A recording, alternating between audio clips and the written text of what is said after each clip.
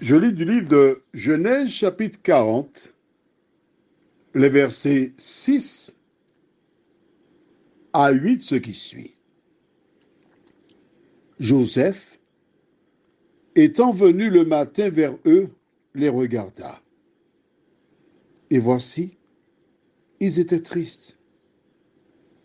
Alors il questionna les officiers de Pharaon qui étaient avec lui dans la prison de son maître.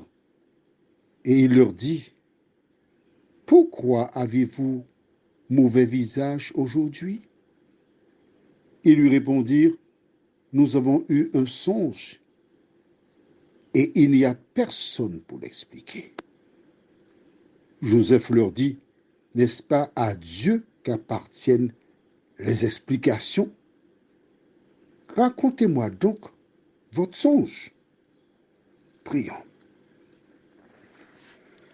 Notre Seigneur, notre Dieu, voici Joseph qui se trouve là en prison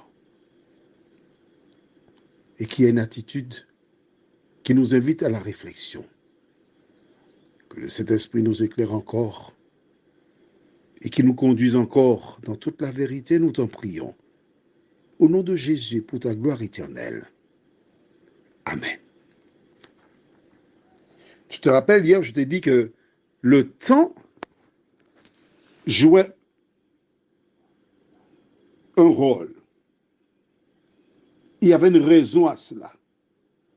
Et tu découvres maintenant que Joseph, au matin, quand il regarde les deux hommes, il sent qu'il y a quelque chose qui ne va pas.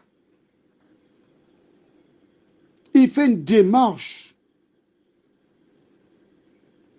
en leur disant, écoutez, mais je vous trouve triste, qu'est-ce qui ne va pas? Dites-moi. Et dans l'échange qu'il a avec ces deux hommes, nous voyons qu'il n'y a aucune gêne. Les deux qui ont mauvais visage lui répondirent, nous avons eu un songe. Et c'est le songe qui les effraie. Mais qu'est-ce qu'ils ont pu rêver, ces deux hommes? Mais il y a autre chose qui est intéressant. Une chose très intéressante. Au verset 8, tu vois qu'il déclare, et il n'y a personne pour l'expliquer. Qu'est-ce que ça veut dire? Qu'en dehors de Joseph, il y avait d'autres personnes en prison. Et qu'ils avaient fait la démarche auprès de ces personnes. Mais aucun n'avait trouvé d'explication rationnelle. Aucun ne les avait convaincus. Ils restaient sur leur faim. Tu fréquentes une communauté religieuse.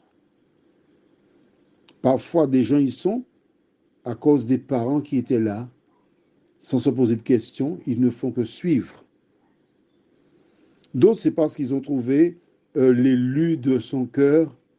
Ah, on ferme son intelligence et on ouvre son cœur à entendre et recevoir toute espèce d'enseignement. Mais écoute bien ce que je te dis.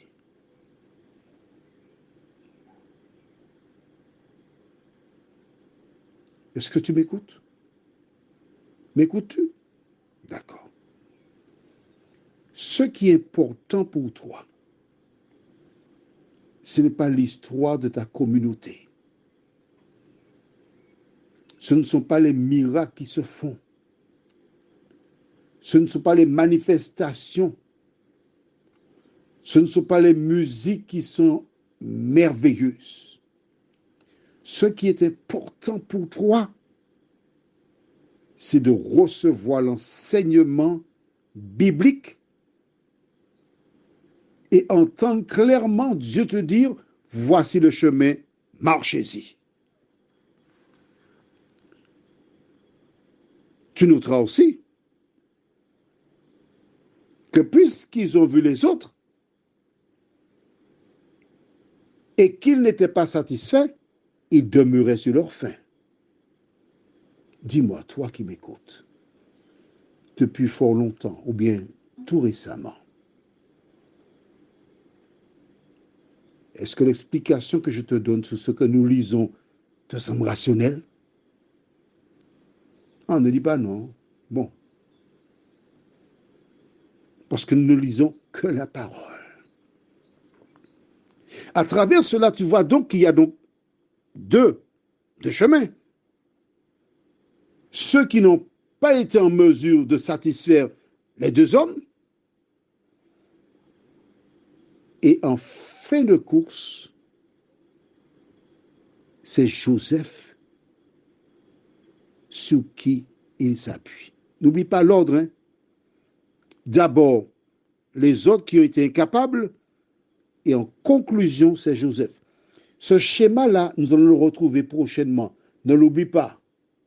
On va l'appeler schéma 1. Ces hommes ont été voir des personnes qui ont été incapables et en désespoir de cause, ils ont un contact avec Joseph. Bien des personnes, lorsqu'elles rencontrent des problèmes, elles vont voir des quimboiseurs, des gars des affaires. En Haïti, ils appellent ça des bokors.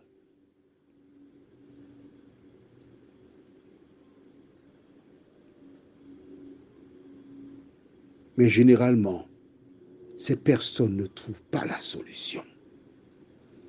Elles sont exactement comme ces deux hommes. Ils sont obligés d'aller à Jésus de Nazareth. Écoute ce que répondit Joseph. Toujours verset 8, Joseph leur dit, n'est-ce pas à Dieu qu'appartiennent les explications? As-tu entendu cela? Joseph dit que les explications appartiennent à Dieu. Alors pourquoi tu vas chez le québoiseur? Dis-moi pourquoi. Pourquoi tu fais ça? La sorcellerie ne marche pas tant bien que ça que plusieurs québoiseurs ont ouvert leur église pour avoir des fidèles, et c'est là qu'ils font des miracles, c'est là qu'ils font des choses qui épatent des gens, et ils touchent beaucoup plus d'argent par là.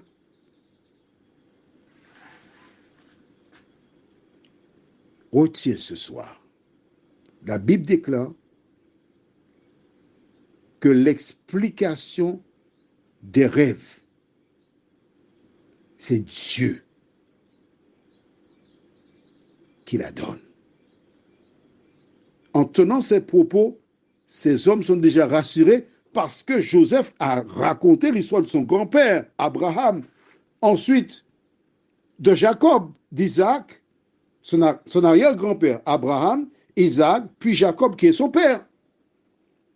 Il a raconté tout ce que Dieu a fait pour eux. Et là, il leur dit, et c'est mon Dieu qui a la solution pour vous. Prions. Seigneur,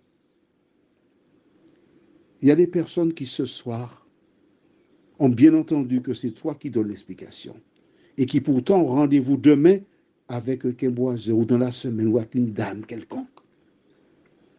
Seigneur, si tu as permis que ces personnes entendent ce message, c'est parce que tu les aimes et tu désires les sauver.